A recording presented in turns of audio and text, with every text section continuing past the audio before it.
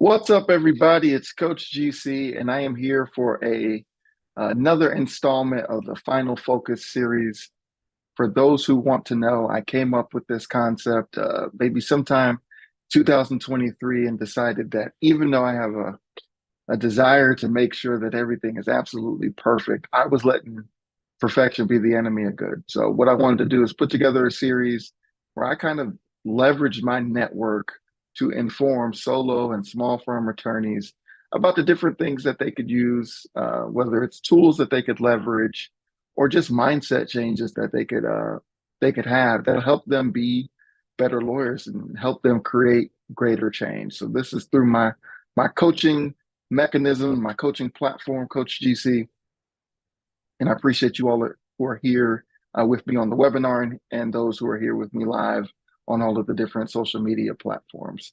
So today's guest, we're doing this a little differently than we did it last week, last month. Last month we were live with Austin Armstrong. We talked about AI and how AI could affect the solo and small firm lawyer and the different tools that you can utilize to increase revenue. Today, we're going in a different direction with a conversation with my good friend, Sia Baker-Barnes. And I'm going to tell you a little bit about Sia if you don't already know everything about her. So Sia is an amazing attorney and advocate. She's a partner at Cersei, Denny, Scarola, Barnhart, and Shipley.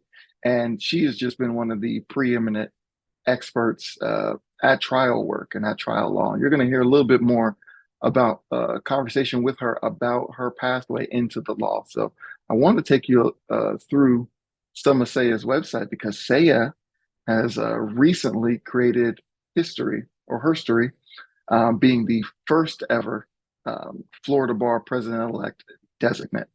The Florida Bar has been around since I believe 1950, and even has roots further back than that time period. And she is the first Black woman to ever achieve this, august status. So we are super happy for her. She gets sworn in officially in June at the Florida Bar Convention, which I believe will be in Orlando, Florida.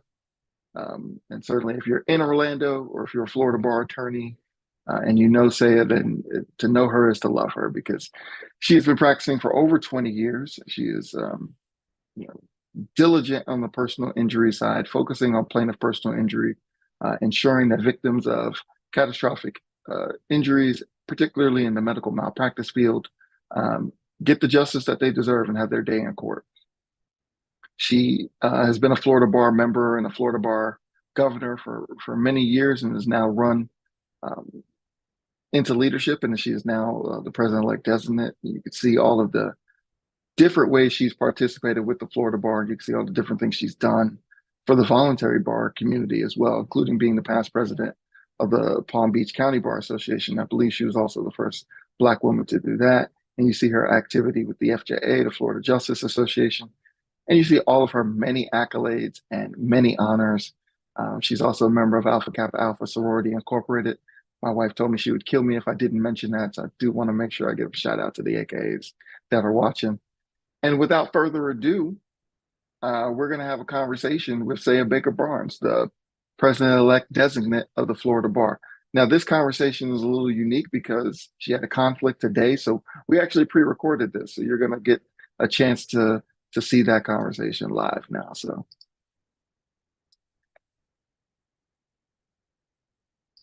Madam President-elect Baker-Barnes, welcome to the Yes, studio.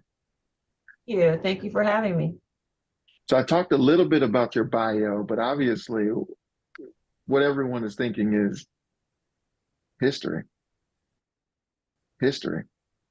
The first Black woman to be the president-elect designate of the Florida Bar. So how do you reflect on that journey? I think about honestly my grandparents because they were not lawyers, they were not college graduates, they were people that lived their lives built on faith and commitment and hard work and ensuring that the next generation had the opportunity to do what they didn't have the opportunity to do. So, like my grandmother's One of them went to the 6th grade. My other grandmother went to 10th grade. My grandfather started his own construction business in Tampa, and they just their goal was, we want our children to be able to be college educated and have opportunities that they didn't have. And so, like on my dad's side, my dad is the first person in our family on my dad on his side to go to college. And then he ultimately became a lawyer and a judge and just went on to do wonderful things, but he was the first. And on my mom's side, my mother and all of her siblings were the first on that side to go to college. So, we're sort of, I think it's sort of been ingrained in us that where we have opportunity to serve and where we have opportunity to provide pathways and show that things can be done, we should take those opportunities. And that's something that my grandparents really work hard to instill in me. They didn't know anything about going to college or being lawyers or anything like that. They just knew that they wanted to provide those pathways for their children. So I'm the beneficiary of that. So I really view this not as my accomplishment, but as their accomplishment, because they paved the way along with my parents for me to have this opportunity. And it really is an amazing honor. So when I think about that, I don't think about me, I think about them. Awesome. That's amazing. And that kind of shows you, to all my audience out there, that kind of shows you the person that she truly is.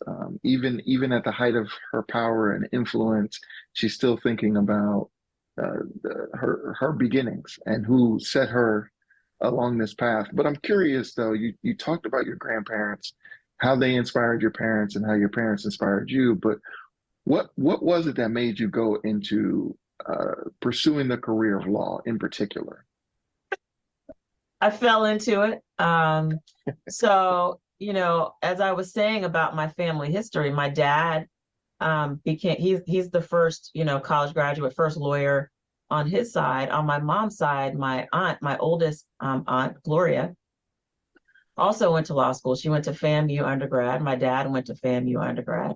So they're HBCU grown. Actually, all of my aunts and uncles and my mother graduated from FAMU, and my parents met at FAMU.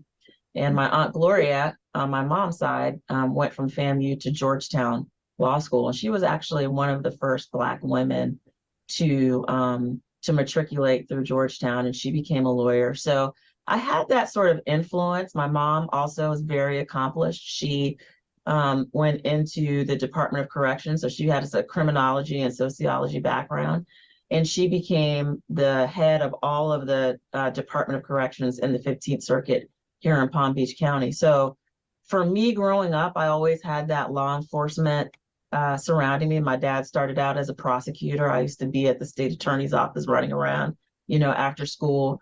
And that actually made me averse to being a lawyer. I would say all the time to my parents, I'm never going to law school. I'm never going to be a lawyer. I don't want to be a lawyer. I was a talker.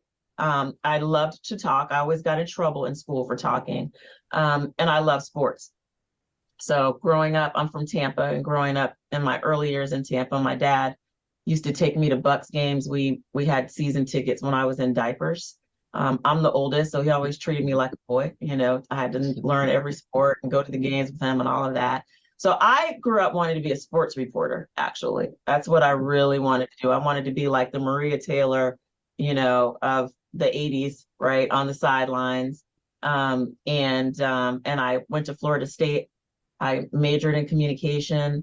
I did all the things that someone aspiring to be a newscaster would do. I interned at Channel 27 with Tom Block in Tallahassee. I interned at the Tallahassee newspaper. I interned in the governor's office with Governor Lawton Chiles in his press office in college. And each time I left with certainly things that were positive for me in those experiences, but I was also left with something that was missing. I knew, okay, I didn't think I wanted to do politics. I'm in politics now, but I didn't at the time. I did not want to be the reporter that was going from murder to this to that. I just didn't enjoy it. I know that there's definitely a value to it, but I didn't enjoy it. And so when I was graduating, I just was like, okay, now what am I going to do? And I sort of on a whim decided to apply to law school. And I ended up at Florida State College of Law. And my first year, I tried out for the moot court team again on a whim.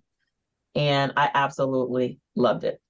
And I just clicked that this is where I can turn my love of advocacy and talking into action. And I think that was the piece that was really missing for me, is that I love to talk, I love to advocate, but I felt like something was missing from my reporting. And as a lawyer, I get to talk, advocate, and then deliver a result, hopefully a positive result for my clients. And that's what I loved about the law. That's what I still love about the law.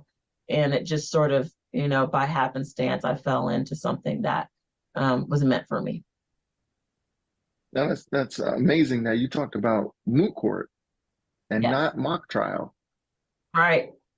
That's So I didn't know anything about moot court and mock trial when I went to law school. We had a Dean Ruth Witherspoon, Black female, amazing. She was an assistant dean at the College of Law. And, I think in my class, we had either the largest or close to the largest class of Black students in the history of the College of Law. And Dean Witherspoon really poured into us. And her thing was just like, get involved in student government, or, if you don't make law review, try to write on the law review, get involved in moot court and mock trial. And so those were the first times that I had heard those terms. And it was around that time that they had sort of the interest meeting for moot court, where they came in and told you about it. And I said, I'll try out. It just happened to be what I tried out for first. I was a good writer, so I booked legal writing. So I was encouraged by my legal writing professor to do moot court. And I tried out. I made the team, and I made the final four. And and so I got to argue as a first year law student before the justices of the Florida Supreme Court. And it's a packed courtroom. I'm like incredibly nervous. My parents and everybody's there. And so we compete, and at the end of the competition, I didn't win. And Barbara Pariente, who was a justice on the court at the time, and I believe she was the only female justice on the court at the time, because this was like 97, 98-ish.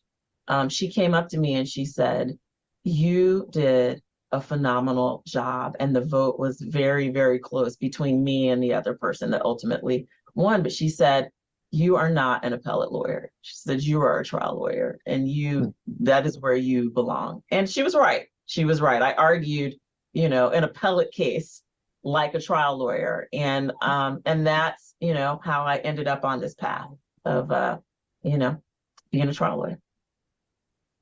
one of the things that I've noticed from the great trial lawyers, such as yourself and so many others that we could name, is that they have the unique ability, right, of maintaining that professionalism, but being relatable, right? Because that's the way you Right. connect with a jury. That's the way you can Right. convince a jury to move in your client's favor.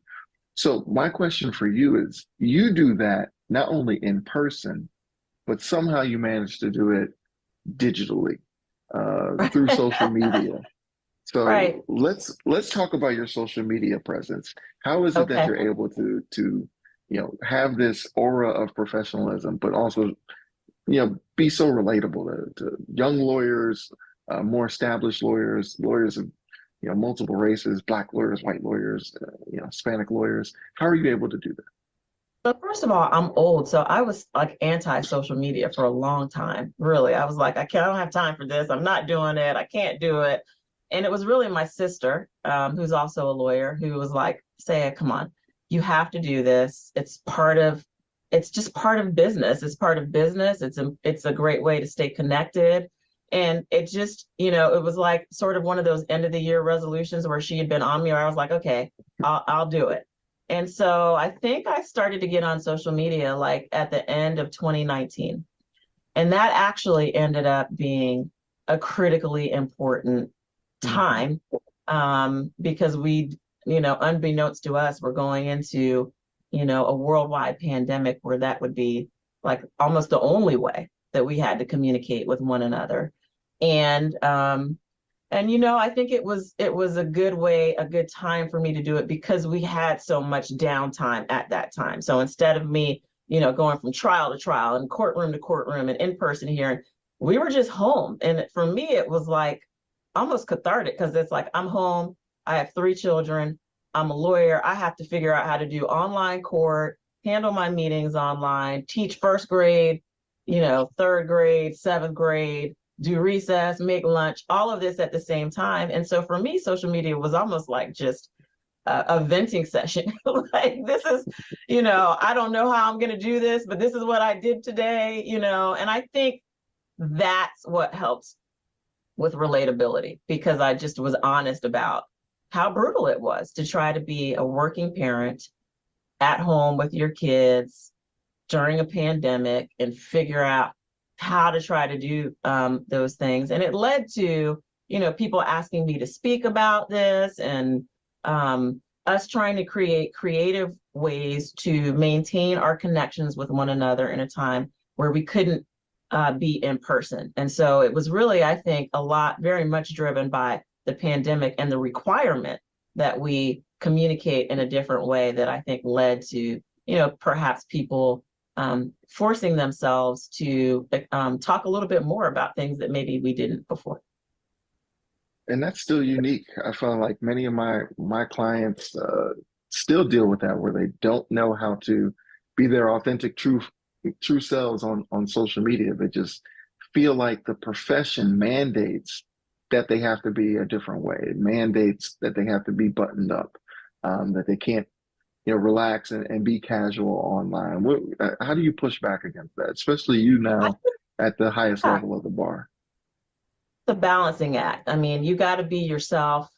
I don't put every single thing I do on social media. I try to be thoughtful about the things that I do, but I think it's important. You know, listen, I'm a mom, and I think, you know, in years past, a working mom would be very, very concerned about showing that, hey, I was at my kid's school during work Mhm. hours, you know, things like that. Or I was, you know, I went to see my son speak at school and, you know, it's 3 o'clock in the afternoon and, oh, you're supposed to be at work. I mean, the reality is that as working parents, those are the things that we do. And so when I'm at my son's school watching him, you know, the other day he was at the spelling bee, you know, participate in the spelling bee. Yes, I did that. And then I came back to work, or after hours, I'm working, or early in the morning, you know, I'm getting my work done because I still have clients to represent. But I do think it's important for people to understand that it's okay to do that. That shouldn't be a taboo thing that I went to my son's school to see him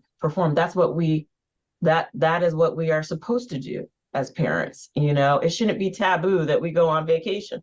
I mean, we know we all need vacation. I go on vacation, right? That shouldn't be a taboo thing.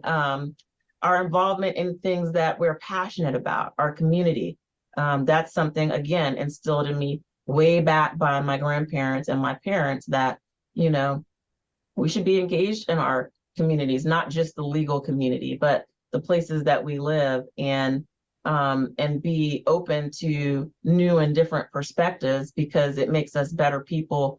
And in our profession, I think it makes us better lawyers.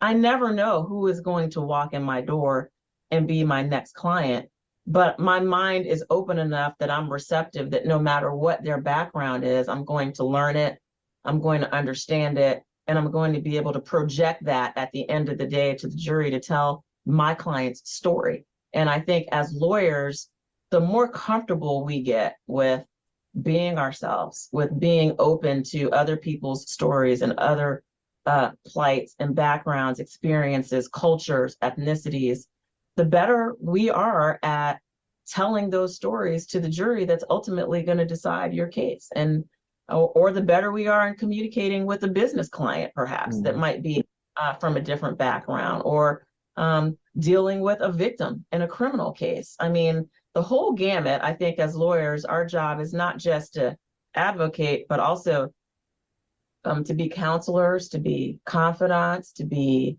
advisors. And in order to do that, you got to understand the person's plight. So I think all of that goes back to just sort of being comfortable in your own skin, being comfortable expressing who you are, and, you know, not being worried about the backlash. I'm sort of a little bit of a rebel in that regard. So at my law firm, where I've been here now, this will be my 24th year. It's the only place I've ever practiced. But when I started, there was only one other female lawyer here at the firm.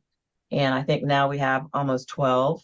I was the first lawyer here to have a baby in God knows how long. I mean, it was like, we don't know what to do with you, you know? And I just, for me, it was like a mindset of, okay, I'm here and I'm having a baby. And today I have my carrier and she's with me and I'm still going to get my work done. But I have my baby here in the office today. And I think a lot of women struggle with that because we don't want to be perceived as, oh, she's on the mommy track, or she's not working because, or she's not tough enough because she's had a baby, which none of which is true. And I think, in previous years, we used to guard against that by hiding our motherhood. And I just think that did us a disservice. And not to speak negatively, because that's the only way we knew how to do it. But I think it did us a disservice in the sense that people need to see that you can be a good mom and be a good lawyer at the same. They need to see both sides, They can need to see that you can be a community advocate and be involved in the bar and still be a good lawyer and do a good job for your clients. And so I think social media is one way that we can, break those barriers and sort of guard against those stereotypes. Earlier on, you mentioned going from court to court, trial to trial, right? Then you went on to talk about your three adoring kids Yes. and everything that you do for them. And Mm-hmm. then you went on to talk about your passion for community service. So I wanna talk a little bit about your community service because for many of us, our passions lie in addition to the law.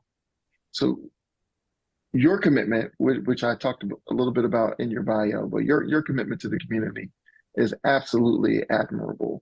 And tell us a little bit more about how your commitment to the community has influenced your legal career and how it's allowed for you to have your own personal level of growth in your leadership development. Well, I think that our community is the place that gives us the sort of foundation for the values that we have, the actions that we take on behalf of ourselves and our families and others. And really sort of, I think, provides the framework for what we do as lawyers, right? I mean, our job is to help people solve their problems, no matter what their problem is. And I view my community work in the same way. And I grew up in it. So my mom and my dad were very, very active.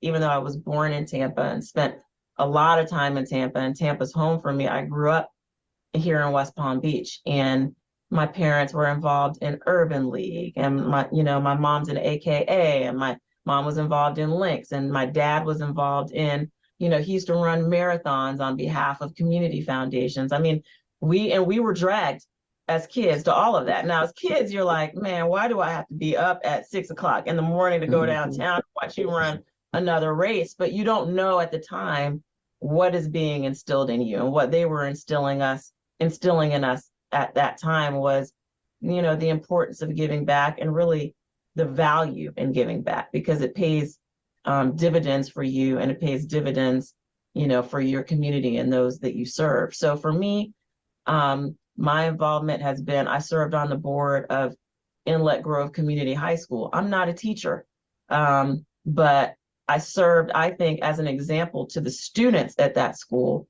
of things that you could accomplish. And we would do things like talk about career paths, college, making good decisions, being good people. And the school, I felt, was really important because everyone at that school graduates with some sort of certification, whether it's a CNA or, certified air conditioning or certified mechanic or what have you. Every student at the school is placed on a college path, but they also leave with practical tools, because if you don't, not everyone is going to matriculate through college. And if you don't matriculate through college, every one of those students has something to fall back on. And that was really important to me. And I felt a valuable way to sort of encourage those students to continue to do what they were doing. So I served on that board for almost 10 years, and I'm still active with Inlet Group through my sorority and through the links, and now through Jack and Jill.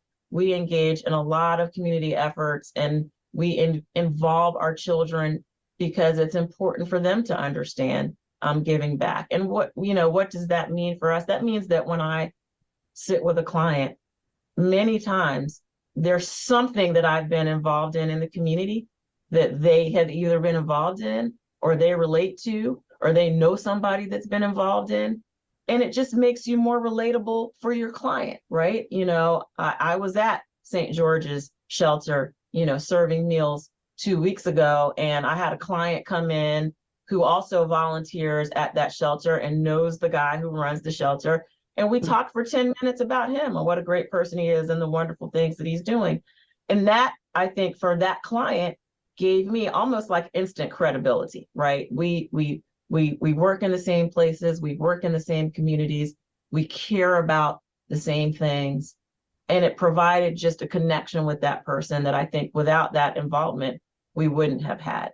So for me, it's really about, just giving back and doing it for the right reasons, not expecting anything in return. And then, seeing where those paths lead. Yeah, I always tell my coached lawyers, it's always, look, people don't care how much you know until they know how much you care. And your work in the community when no one is looking, that has verisimilitude that you're a lawyer who actually cares. Like, Right. it should be a novelty, right? Everyone, or it shouldn't be a novelty. Everyone should feel like their lawyer cares about them, about their cases. But I actually got a potential client call yesterday, and one of the things that client mentioned was, "Hey, man, I'm paying premium dollars to all these different entities, but no one makes me feel like they respect me. Everyone makes me feel like they're doing me a favor. I'm calling these law firms to get representation, and everyone's acting like they're doing me the solid, even though they're not giving me a discount and I'm paying the full rack rate." And it made him feel terrible, made him feel like his organization wasn't valued. And that's one of those little things that I'm always like surprised to hear from people. But it's a viewpoint that they have of lawyers that I think gets diminished ever so slightly when they see lawyers committing to the community, see lawyers giving back and doing service.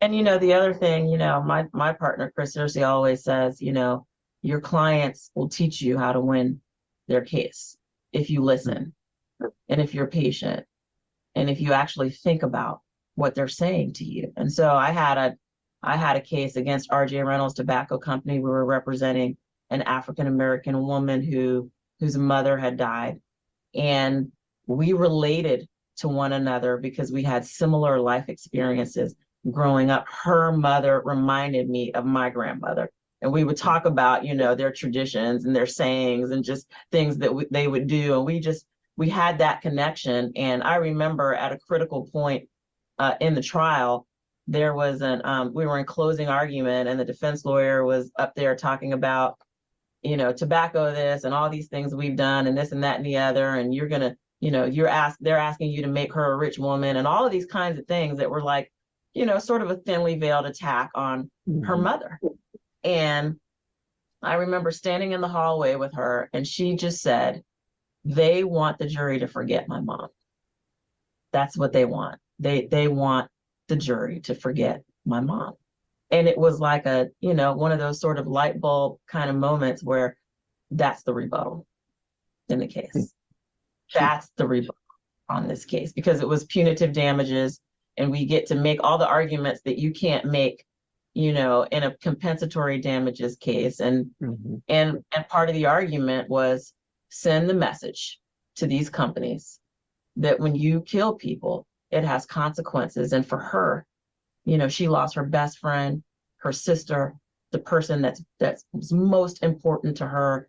And this is not about money for her.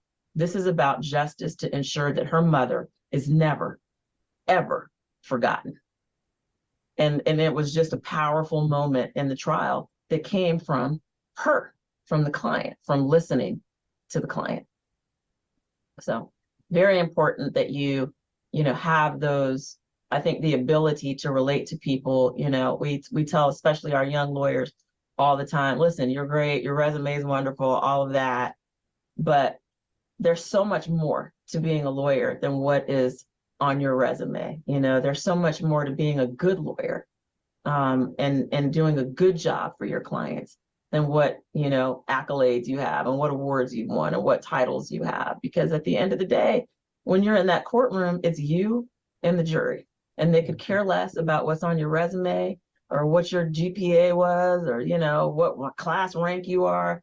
None of that matters. The only thing that matters is how capably you advocate for your client, and that requires more than what's on paper. And, speaking of more than what's on paper, I've always pushed back on this mindset that the law is a career. To me, the law is a profession in its truest form, because we are the only profession that truly, helps regulate a branch of government. No other profession has that you know authority, so to speak, or really that just the opportunity to do that. And so it's important to us. So I know you contribute so much outside of the law, but I want you to talk about, you talked about being a great lawyer. Can you talk a little bit more about your contributions within the law, within the profession, the thing that makes the practice of law unique? Can you talk a little bit about that and the value you believe it has for lawyers? Yeah, I think that, I always say that I'm very proud to be a lawyer. It is an honorable, sacred profession where people come to you at many times. My clients, I mean, I handle catastrophic personal injury and medical malpractice, product liability. So my clients come to me and they're at the worst point in their lives. They've lost a loved one. Their child is, permanently brain injured. They've lost a limb, you know. And so we play such a, I think, critical role in um, in our profession, in helping to guide what that person's path will be. We can't Mhm. fix every problem, right? I can't bring your loved one back. I can't change what happened to your baby, but I can, through my advocacy, do my very best to put you in a better position than you're in when you first come to me. And in my field, I think many people think, oh, it's just about money. Money is an element because that's our system of justice, right? We, Mhm. in the civil side and in civil cases in particular, the types of cases my handle, the justice is measured in the form of monetary damages for a variety of things: lost earnings and the loss of the ability to earn money, and how much is it going to cost to take care of this brain injured baby for the rest of her life, and how these folks have suffered as a consequence, all of those things. But I find that when my clients come to the office, what they're really looking for 99.9% of the time is answers and justice and acknowledgement that something that shouldn't have happened happened.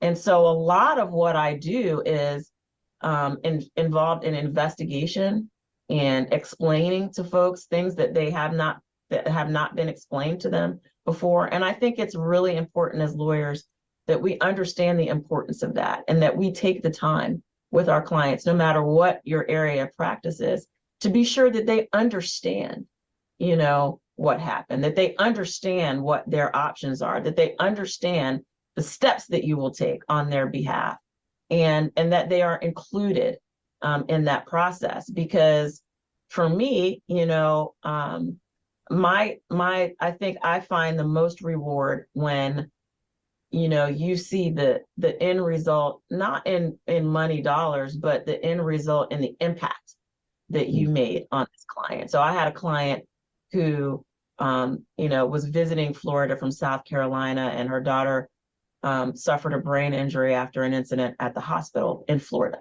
And she was a single mom. She had to go back to South Carolina and figure out how to take care of this little girl for the rest of her life. She's told she's never going to walk. She's never going to talk. She got a list of nevers, Mm. and imagine that as a parent, I mean, I'm a parent times three. I know what it's like to look forward to your baby and to have all this excitement and hopes and dreams about what they will be like and what they will achieve and the things that they will do and what life will be like with them. And in the flash of an eye, you're told none of those things are ever going to happen for your child. And you have to figure out how to cope with that and how to take care of your child who is now 100% dependent on you. Mhm. And so, I spent 5 years on that case. My clients become family. We become very close, and ultimately the case successfully resolved. And about a year later, she texted me a video of her daughter who, through our advocacy, was able to receive specialized treatment from Children's Hospital in Seattle. That was a very, very limited program. That was a cash only program. We don't accept Mm. insurance. So any of the resources that she would have had, they would not have paid for that. It would not have been available to her were it not for our advocacy on her behalf. And she sent me a video of her daughter walking in braces. And she said, something along the lines of, this would never have happened if it were not for you. And that, to me, is what makes being a lawyer, I think, different from many professions, because we had the ability to make such an appreciable difference in the lives of our clients and in the path of our clients. And that comes with great responsibility. And that's why I think the fact that we regulate ourselves, that we regulate a branch of government, that um, our foundation is on integrity and civility and professionalism, and that we are fiduciaries to our clients, that their secrets are maintained at all times. We have a duty of confidentiality to them. There's so much that goes into that, but the reason for that is because you are placed in such a unique position to change people's lives, and it has to be. It's a privilege, not a right, is Mhm. what I mean. And it's a very, I think, special privilege and a special opportunity. And those situations don't come all the time. We don't win every case. Um, we don't always achieve the result that we want to achieve for our clients. We do our best to do that. But when they do come, it's really, I think, a powerful thing to know that you played a small role in changing, the trajectory of someone who was told that this would never happen. Yeah, the practice of law is a privilege. I'm going to take that away from you. The practice of law is a privilege, and the way that I believe that lawyers, especially the lawyers listening today, should pay forward that privilege or pay for that privilege is by a commitment to bar service. And so I know that you have a tremendous track record of bar service, obviously, as our president-elect designate. But can you talk about bar service and why it's made such an impact in your career? Yeah. So for me, I knew that when I became a lawyer that I wanted to be involved in some way. And I did not necessarily know how I was going to be involved or what it was that I was going to do. So I feel like initially bar involvement was so that I could be a better lawyer and that I could learn more. It was like more for me initially, Mm. in the sense that I was involved in the Florida Justice Association and I was trying to rely upon the leadership in that organization to help me learn my craft and to help me understand how to be a good lawyer. And so I feel like my first years in bar service were more about me sort of gaining information and experience. But through that process, I saw and observed um, how important it is to give back, because those people that were willing to show me the way and give me advice, I had people in FJA where they would say, hey, I'm getting ready to depose a economist and I've never done that before, and they would take time to talk to me and send me transcripts and outlines and show me how to do it. I had people that were willing to teach us how to give an opening statement or closing argument. All of that is time that these folks were volunteering because they care about the profession and they cared about me as a young lawyer and they wanted to find ways to help me succeed. And so I felt like, once I get to a point where I know what I'm doing, I should do the same thing. I should give back. But it evolved into, I think, broader issues affecting the profession. So for me, I started out in FJA. I became chair of the young lawyers section. I served on the board. And it was around that time that I was getting ready to have my first baby, and I just couldn't do the statewide travel that was necessary for those positions. But I still wanted to be involved in some way. So I sort of refocused and got more involved with the Palm Beach County Bar Association. And at that time, we were working on a new and revamped committee for diversity and inclusion. And the goal of the committee was to ensure that our legal community was reflective of and receptive to the community at large, meaning that we wanted to ensure that lawyers from all backgrounds had the opportunity to be engaged, had the support that they needed, had the resources that they needed and mentoring that they needed to be successful. And we sort of divided it into a number of different ways. We had an internship program that we established that would allow and give lawyers the opportunity to learn about different areas of the law in Palm Beach County. We had brown bag lunches with the managing partners of major law firms to talk about the kind of work that they did and to give our interns pathways to opportunities in those firms that they otherwise would not have had because just people didn't know about them and were not exposed to them. We held, CLEs and meetings to talk about the challenges that our lawyers were facing, and we just developed tools to try to address those challenges. And so really my focus was just like on those efforts. Like we really wanted to do a good job. We had the first Black judge in Palm Beach County, Judge Ed Rogers, who served on our committee. And we wanted to encourage law firms to embrace these principles of inclusion and everyone having an opportunity. And Judge Rogers was very passionate about that. He's now passed away, but we named an award after him, and we honor law firms and individuals that have a demonstrated commitment to ensuring that our legal community is reflective of all. And we still do that to this day. And so those were all things that we worked on through that committee. And one of the board members at the time, Adam Raven, said, "Say you should run for the board." And I wasn't thinking about running for the board. I was just, involved, and it was something that I cared about. And he encouraged me and actually pushed me and then basically forced me. And so I did it. I ran for the board, and I was elected to the board of the Palm Beach County Bar, and just sort of continued to work my way up through the ranks, and eventually became president. And Adam is a white Jewish male, and I don't say that to be discriminatory in any way. I just say that to say that you never know who your mentors will be. And I have had mentors of all backgrounds, of all races, of all genders, of all sexual orientation. I've had it all. And I've been very lucky to have people like Adam in my life who were willing to sort of give me the push that I needed. I probably should have been thinking like run for the board, but I wasn't. I just didn't think of myself in that way at that time. I had, by that time I had 2 kids, and I'm like, what, run for the board? I'm just trying to keep my head above water over here. But he said, no, you really have, you bring a lot to the table, and we need you on this board.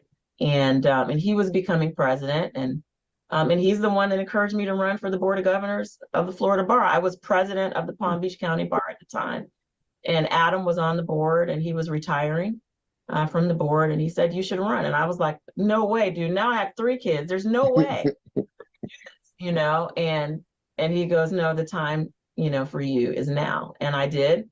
And that, set me on the path to, doing and working in very similar ways that I did with the Palm Beach Bar, but on the statewide level with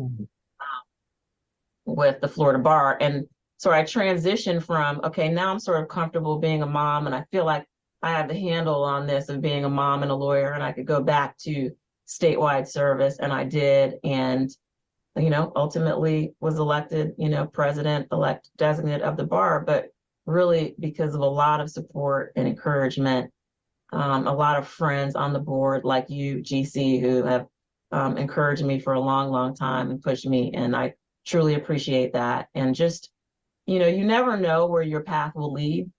So I think you just do the right thing for the right reasons and trust your instincts and your gut, and don't have a seat at the table and then be silent, use your voice, and see where it leads. So there are going to be many people. My audience typically they're not as engaged with the bar. They haven't quite figured out how it benefits them to give so much time because they're solos or small firms. To give so much time to the bar. So if they needed that push, can you be that push? What is it that you would say to them to push them into considering bar service? Because they're just not listening to me. So what you got for them? I think first and foremost, find what you're passionate about. So for me, it's very much about mentoring, and helping young lawyers. And through that, and through doing that, I became friends and became engaged with other people on the board who cared about the same things. And we have a number of solo practitioners on our board of governors. And it's, I think, helpful to them in the sense that it gives them the opportunity to have people that they can rely upon. We're statewide. So if you have a hearing in, Daytona Beach, you got somebody that you can call that can give you information about the legal community, about, what the judge's procedures are, what the jury pools are like, just things that we need to know as lawyers when we're practicing in different jurisdictions, that maybe if you don't know anyone in that area, you have somebody that you can call on now. We refer business to one another. And, it's not why we do it, but being involved in the community and in the bar is also a means by which to generate business, because people send business to people that they know and people that they trust and people that they believe are going to do a good job. So when you build those relationships with people, you also build relationships that are, excellent for business. It's great for your reputation. I think that when people give back and they do a good job, you're viewed in a positive way. And so that's, I think helpful to you career wise. It is a time commitment, it definitely, I don't want to, underscore that and make it seem like it is a time commitment. I believe that also, though, the pandemic changes and the advent of Zoom and being able to handle things remotely has made a huge difference. I can do hearings and depositions and mediations and so forth, even when I have to be out of town for my board meeting. So as an example, last week I had to be in Tallahassee, and on Tuesday I conducted a mediation by Zoom from Tallahassee and was able to continue to do what I needed to do and still go to my meetings and things that I needed to attend. So I think that's very helpful. But I believe at the end of the day, you have to care about whatever it is that you're going to be involved in. For me, I know that in this role, I will be able to encourage others and show others that they can do it too. And I had that with Gene Pettis. He was the first Black president of the Florida Bar. And when he became president, I wasn't on the board of governors. I had no idea, aspiration that I would be on the board of governors.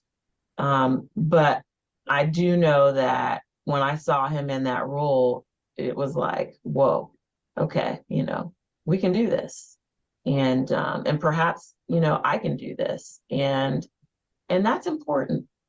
Because it's difficult to walk a path that hasn't been walked before. And it's difficult, to walk down roads that are unpaved. But it takes, I think, courage and resilience and persistence to do that. Because when you do it, just by the mere fact of you doing it, you're providing that opportunity for others. And that's what Gene did for so many of us. And that's what, I hope to do for the next generation is to be an asset to them. And so that they can not only achieve that, but go even further. Oh, that's incredible. Not only are you an asset, you're a resource to many lawyers all throughout the state. And certainly, if you're a Florida barred attorney and you're watching this, Say is extremely available. Try to reach out to her. She has every ability, every social media ability channel that's out there. She has it, so you definitely can Yeah. connect with her, and she'll respond, right? Because I will. that's a part of your brand. And I'm sure you knew this. Actually, I'm not so sure you knew because you really do walk around with such a humility, but you've built this brand, the brand of Saya, this larger than life. And I think it even goes back to your family, the Baker name, right? This larger than life, stick to it, dedicated, tenacious, as well as brilliant group of individuals. Like your whole family's like that. Everyone from mom to dad, to your sister, your sibling, all your siblings, and your kids, and your nephews and your nieces. Everyone's amazing. The whole crew is amazing. But your brand within the legal profession is something that everyone is really starting to pick up on now. And, my dad has always taught me, your reputation is what gets to the court before you get there, and it's what stays when you leave. And so, what can you say about bar service kind of helping create a reputation for a lawyer, whether it's good or bad? So, what would you say about that? That through your bar service, you can make an impression on people that maybe you might not otherwise be exposed to. For example, a lot of what I do is I speak on, I give speeches and talk about things like professionalism and ethics. I give talks on practice specific things. I talk about what it's like to be a woman lawyer, what it's like to be a mom, what it's like to be a Black woman lawyer mom, all of those things, pretty candidly, because it's not easy. But I think it's important to know, right? And I think through those experiences, I've built relationships with, as I said, managing partners, big law that I don't practice in big law. So, I might see you at an event or two, but we really don't know each other. But when we work together on a committee, we get to know each other, right? And I might not practice in front of a county court judge, but through working on committees in the bar, I've gotten to know a number of, county court judges, and they say, oh, she works really hard. She was very good on this panel. I enjoyed working with her on this committee. And those things go a long way for you as a lawyer. When I walk into that person's courtroom, they know me. It doesn't mean automatically that I'm going to win. I still have to do my job, but at least you're coming in and you're a familiar face and someone that they trust. And they believe if you say it that you mean it, and that you're telling them the truth, things like that. And then I think the other thing is the impact that you can have, sort of not necessarily behind the scenes, but sort of behind the scenes, right? Many of the opportunities that happen in the legal field, in fact, much of the opportunities that happen in the legal field happen through word of mouth. And we're no different than any other profession. So if there's a lawyer that's looking to hire someone, an attorney or a paralegal or what have you, we talk to each other, right? And so maybe there's somebody in big law that's looking for a lawyer, and they call me and they say, I'm looking for someone. Do you have anyone in mind? And that gives me the opportunity to provide that lane for lawyers, in particular young lawyers that I've known. And I've had the opportunity to do that on a number of occasions. And they know if I send them somebody, they're going to be good. This is going to be a good lawyer. This is a good person.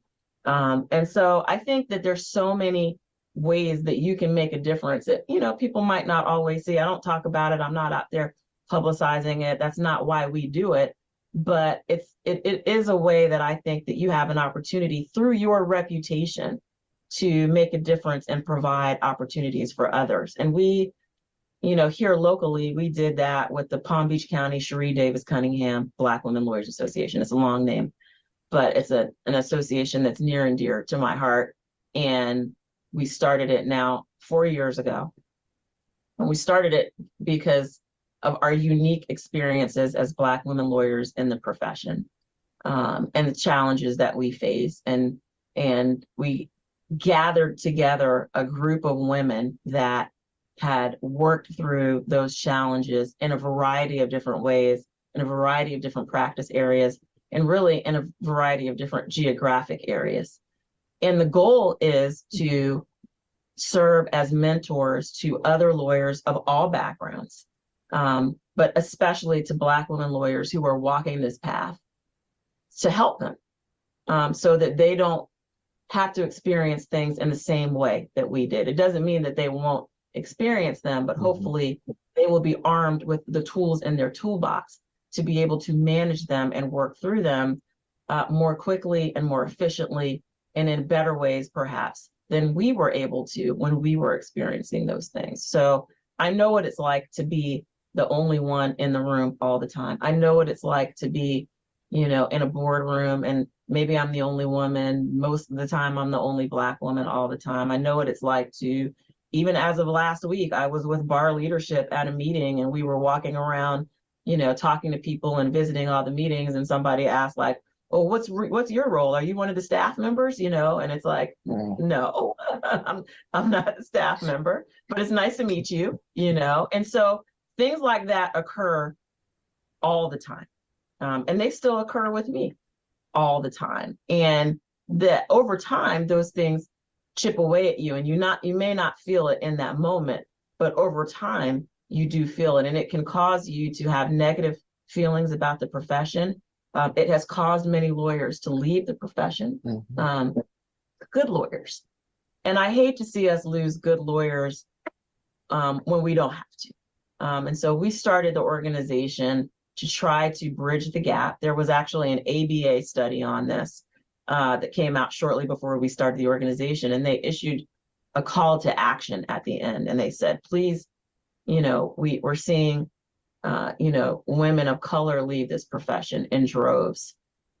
We can't locate a significant number of women of color that are in leadership positions and in bar associations and in their law firms and in agencies. And don't let this study sit on the shelf and collect dust, and we're back here 10 years later talking about the same thing. And so we heeded the call, and we started our organization to try to, fill those holes and bridge the gap. And I'm really proud of what we've done. We've had lawyers that are now serving on boards, that have gotten, job opportunities, that are, seeking out their own space and place in this profession in a positive and respectful way. And that's, to me, what it's all about. It's about sort of, if there's not a space, create a space, and it doesn't mean that we exclude anybody. We have lawyers from all backgrounds, judges from all backgrounds that are a part of our organization, that participate in our organization, that are receptive to and want to hear about the unique challenges that we face and want to help with them. And likewise, we are supportive of our sister organization. So we support and engage in the Palm Beach County Bar, and in the Palm Beach County Hispanic Bar, and in, our fellow, voluntary bar associations, because we feel like through our actions and understanding one another and working with one another, we become stronger together, and we can build in our building a stronger profession that's welcoming and open to all. So. All right. I know you're a busy woman, so let's go rapid fire. I'm gonna hit you with some questions. Let's answer them as quickly. First thing that comes to your mind. Okay, what's been the hardest legal challenge you've ever had to face? Longest legal challenge for what? The most difficult legal challenge you've ever had to face. What's been the hardest? Is it the microaggressions of people saying, "Are you staff?" Is it, just a particularly difficult, jury trial you had, or, what would you say is the most difficult?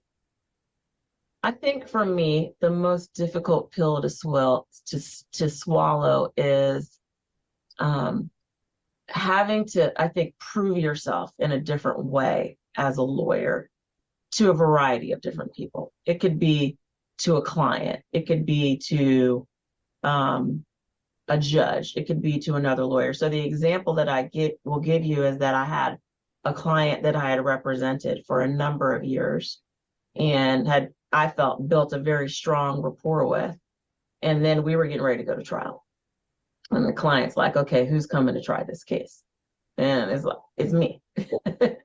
Right. But who else is coming to try the case? You got me, and that's a hard pill to swallow when you have worked with someone for so long and, sort of gotten them this far and you know what you're doing. And so we go to trial, and I think it was probably like maybe a fourth of the way through the trial, the client came to me and said, I'm really sorry for what I said. Because this is his word, you are a beast in trial. And I would not want anybody else representing me in this trial other than you. And that was great. But those are things that I think I uniquely have to deal with as a woman and as a Black woman and all this. People think, oh, is she going to be tough enough? She has kids, how's she going to do this with her kids? I mean, the tobacco case that I told you about was a month-long trial. I had a 6-month-old baby, a 19-month-old baby, and a 4-year-old at home, and I was nursing. And we were in trial all day, and we were up all night, and I had a runner. I was pumping. I had a runner come to the courthouse. I would pump in between sessions. You would get my milk, bring it home to the babysitter, give it to the baby. I would get home, spend 2 hours with the baby, come back, get ready for work. But people think that can't be done. It's very hard. Do not get me wrong. You give up 4 weeks with your baby. You do. And it's very hard, but it can be done. And we, I think, especially, in our unique experiences, everybody has a different path, but we have the ability to advocate for our clients, utilizing our skills and our talent and being who we are. So, for me, when I have a baby case, I know what it's like to have a baby because I've done it 3 times. I can advocate in a different way than somebody who's never had a baby before, So I think the biggest challenge, GC, is honestly, just dealing with the doubt, dealing with the doubters, the people that are constantly doubting you. And you have to, I think, get to a place where you sort of, you acknowledge it, you feel it, you push through it. And then I sort of go into, beast mode, honestly, where I'm like, okay, if you don't know yet, let me show you who you have as your lawyer. So I hope this eventually gets to Marshawn Lynch, so you can send you a beast mode chain. That's right. That's right. Well deserved. Okay, so we talked about the disaster. What about the triumph? What's been your best triumph? Yeah, I think those cases I've had many now. The cases where your clients come back and they are, you can see the difference that you've made in their life. And I've had a number of clients in that scenario, like the one that I told you earlier. I think probably the case that I'm most proud of is my tobacco case that I told you about, where I represented somebody who looked like me, and the person who was deceased was someone who was just like my grandmother. So it was just very special to me to have the opportunity to represent her. And we won the trial. We got a big verdict. The verdict was overturned by the 4th District Court of Appeal, and it was appealed to the Florida Supreme Court. The Supreme Court reinstated the verdict and reaffirmed the principle that the argument in the case was basically like, she was an adult when her mom passed away, so she doesn't count.